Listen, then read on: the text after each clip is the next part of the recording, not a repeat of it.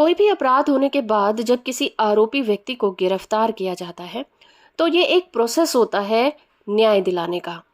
लेकिन गिरफ्तार किए गए व्यक्ति को दोषी ही मान लेना कानूनी सिद्धांत नहीं है, बल्कि जब तक किसी व्यक्ति पर उसका दोष साबित ना हो जाए, अपने आप को निर्दोष मानना एक मौलिक और मानव अधिकार है।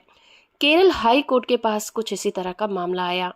इस केस की सुनवाई जस्टिस राजा विजय राघवन वी और जस्टिस जी गिरीश की बेंच कर रही थी। उन्होंने अपने इस अहम फैसले में कहा कि दोषी साबित होने तक हर आरोपी व्यक्ति को निर्दोष माना जाना चाहिए और ये धारणा सिर्फ कानूनी सिद्धांत नहीं है, बल्कि ये एक मौलिक अधिकार है जो कि हमें संविधान के आर्टिकल 14 और 21 से मिले हैं। इसका एक अपवाद ये है कि जब भी किसी आरोपी को गिरफ्तार किया जाए तो उसके अपराध का नेचर, उसकी गंभीरता पर विशेष रूप से सावधानी पूर्वक विचार किया जाना चाहिए। और ऐसे मामले जहां पर कानून आरोपी के ऊपर सबूत का बोझ नहीं डालता, ये स्पष्ट रूप से उसका मौलिक अधिकार बन जाता है कि वो अपने आप को निर्दोष समझे।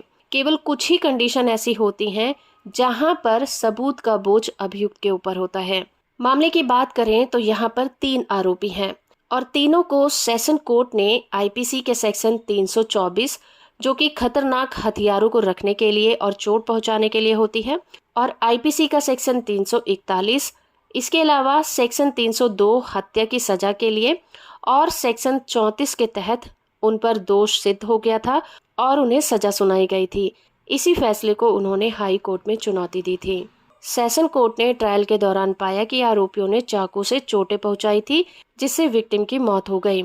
इसकी वजह से उन्हें आजीवन कारावास की सजा सुनाई गई। उनका मानना था कि सेशन कोर्ट ने घटना की सही से जांच नहीं की थी और गवाहों की भी सही से पड़ताल नहीं हुई थी। हाई कोर्ट ने इस मामले में कहा कि जब सेक्शन 302 का मामला होता है तो कोर्ट को बहुत ही सावधानी पूर्वक इस मामले को देखना होता है और उसके अंतर्गत जो भी सजा सुनाई जाती है उसकी पुष्टि करने के लिए जो सबूत पेश किए गए थे उनकी भी जांच करना जरूरी होता है। कोर्ट ने आगे देखा कि इस केस में जो सबूत पेश किए गए थे वो घटना को सही से जस्टिफाई नहीं कर रहे थे, ना ही इस केस में सही फैक्ट्स का खुलासा किया गया है। साथ ही इन्वेस्टिगेशन एजेंसी ने भी फैक्ट्स को छुपाने की पूरी कोशिश की है। हाई कोर्ट ने आगे कहा कि सुप्रीम कोर्ट की सख्त हिदायत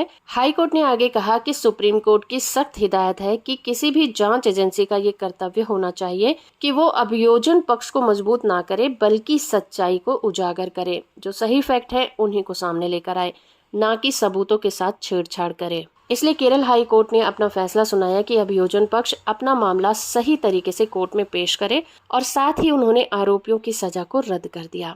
हो फ्रेंड कि ये वीडियो आपको इन्फॉर्मेटिव लगा होगा। वीडियो को लाइक और चैनल को सब्सक्राइब करना बिल्कुल मत भूलिएगा।